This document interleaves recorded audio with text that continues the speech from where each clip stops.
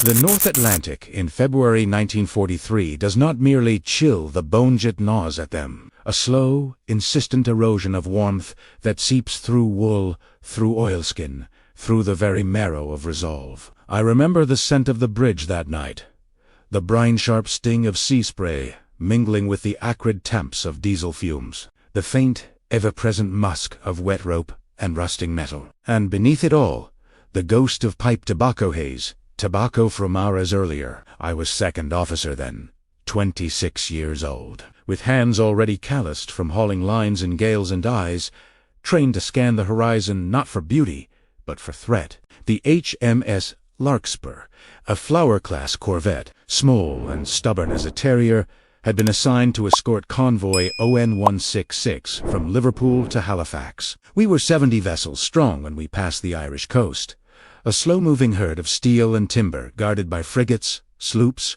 and our own modest flotilla. By the time we reached Grid Square, BE 84, 2 days out of St. John's, only 53 remained. He was my opposite watch, Lieutenant Alistair Croftall, with a voice that never rose above a murmur, yet carried such quiet authority that even the most hardened stokers would straighten when he passed. He had read Proust in the original, quoted Horace in Latin during depth-urge drills, and once, during a rare lull off Iceland, sketched the aurora borealis in a leather-bound notebook with charcoal taken from the galley stove. None of this made him soft.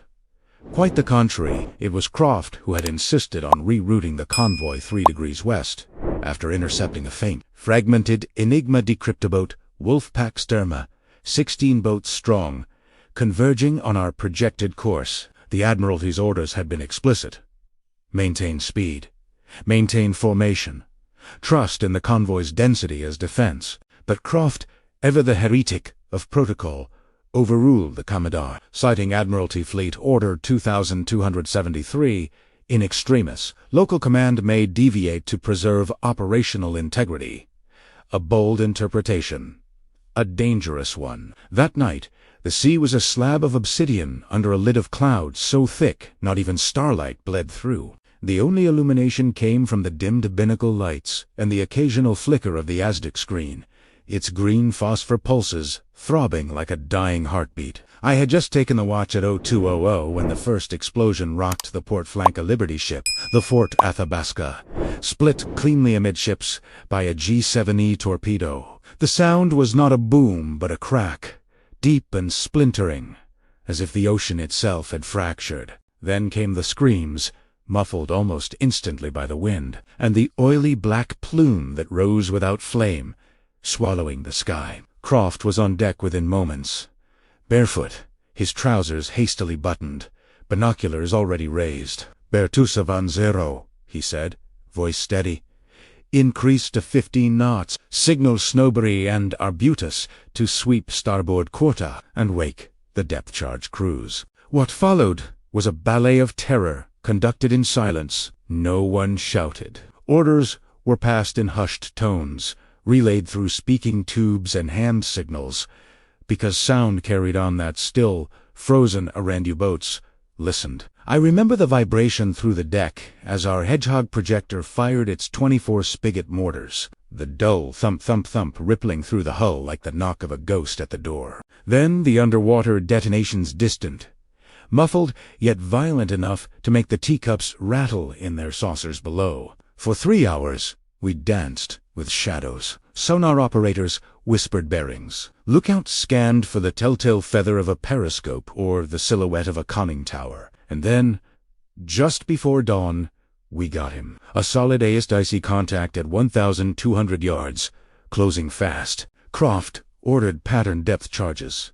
6 at 40 feet, 4 at 82 at 120.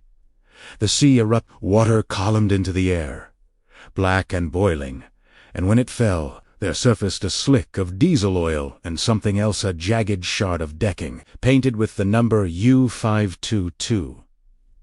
We circled the debris for an hour, dropping Carly floats and smoke markers, hoping for survivors. None came. But as the first grey light bled into the eastern sky, Croft knelt on the forecastle, picking up a waterlogged notebook from the scuppers. Not Hermann, not Akriegsmarine log. It was a British signalman's cipher pad, water-stained but legible, and it bore the call sign of our own Commodore's flagship, Empire Starlight. Croft stared at it a long while, then tucked it into his tunic without a word. Later, in his cabin, I saw him burn it in the galley stove. I said nothing.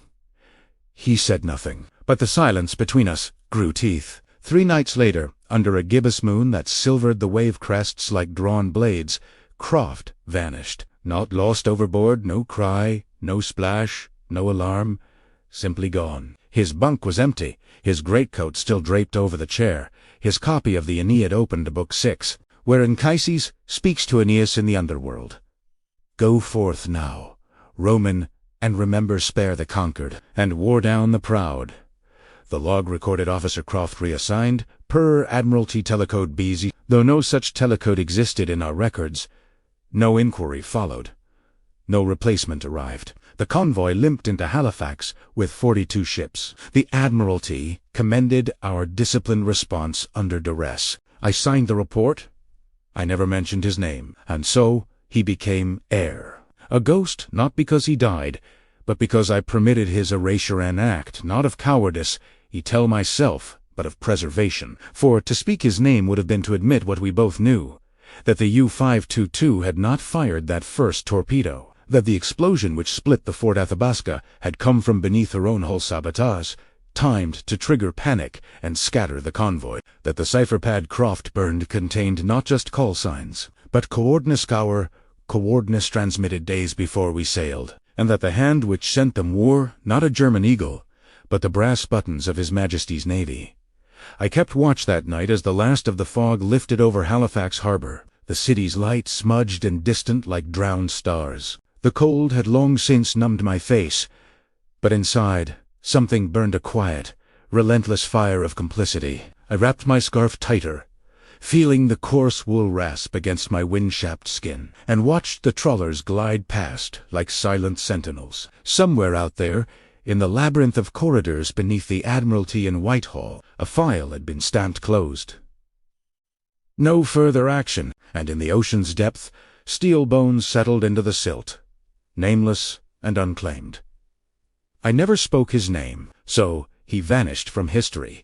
Spring came late to Scapa Flow, that year not with birdsong or thawing earth, but with the metallic groan of mooring lines and the low hum of turbine generators powering up in dock destroyers. I returned not as a hero, not even as a witness, but as a man folded into silence, carrying a secret that had already begun to calcify inside my chest like a shard of shrapnel. The Admiralty granted me 3 weeks shore leave. I took 2 days. The rest I spent in a damp room above a chandler's shop in tracing the grain of the floorboards with my boot heel and listening to the distant clang of repair crews on the Duke of York. Sleep came in fragments, each dream a variation on the same horror. Croft standing in the waist of the Larkspur streaming down his face, mouthing a name. I could never hear mine name, perhaps, or the name of the trader we both knew walked free in Whitehall. I avoided the naval canteen. Too many elves.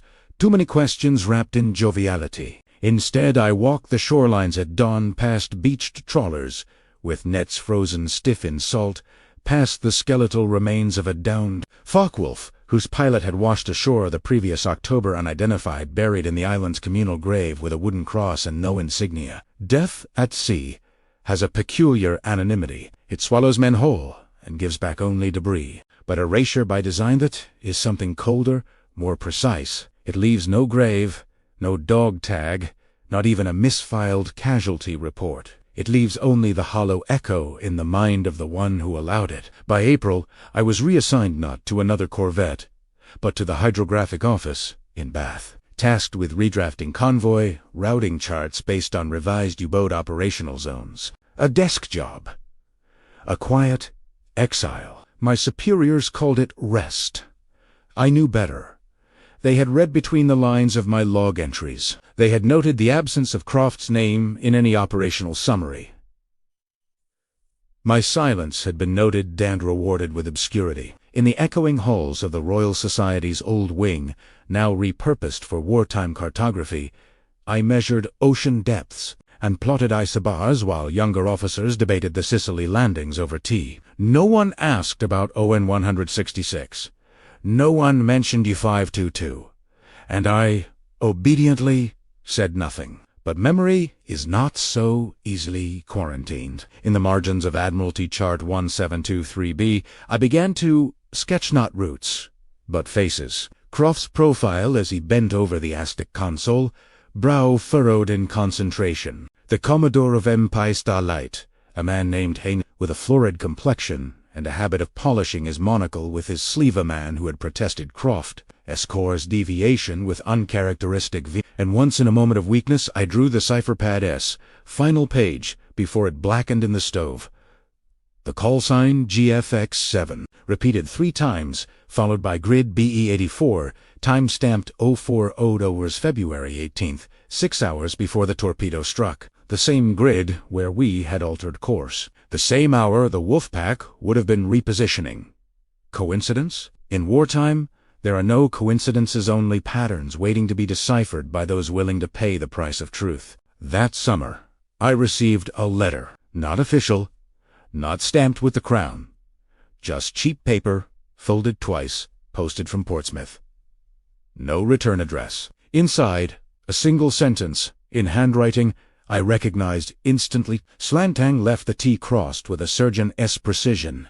The C keeps what the service discards. No signature. But I knew. Croft was alive, or someone wanted me to believe he was. I burned the note in the office ashtray and watched the edges curl into ash like the cipher pad months before. Yet the words clung to me, whispering through the rustle of charts and the tick of the wall chronometer. Had he jumped? Been taken? Or had he simply walked away, shed his rank like a soiled uniform, and vanished into the civilian anonymity of post-war Britain? The possibility tormented me more than any certainty could have. In 1946, I visited the National Maritime Museum in Greenwich, not as a naval officer, my commission had been quietly retired, but as a civilian with a notebook and too much time. I stood before the exhibit on the Battle of the Atlantic, reading lists of lost ships, honored commanders, decrypted Enigma successes.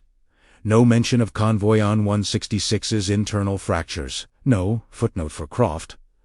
Not even a misattributed deed. Just silence, polished into a display case. That ebony eye sat on a bench overlooking the Thames, watching the tide pull debris toward the sea corks, cigarette packs, a childish wooden boat. And I understood.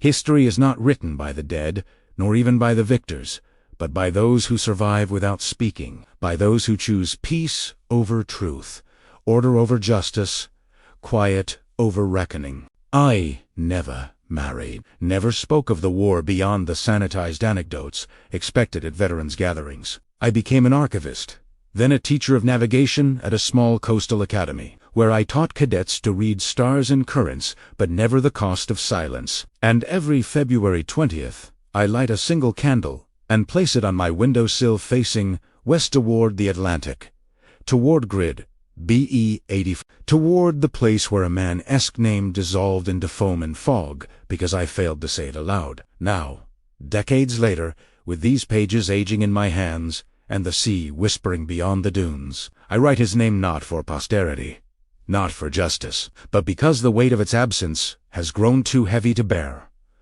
Alone, Alistair Croft. May the sea remember what I, in my cowardice, tried to forget.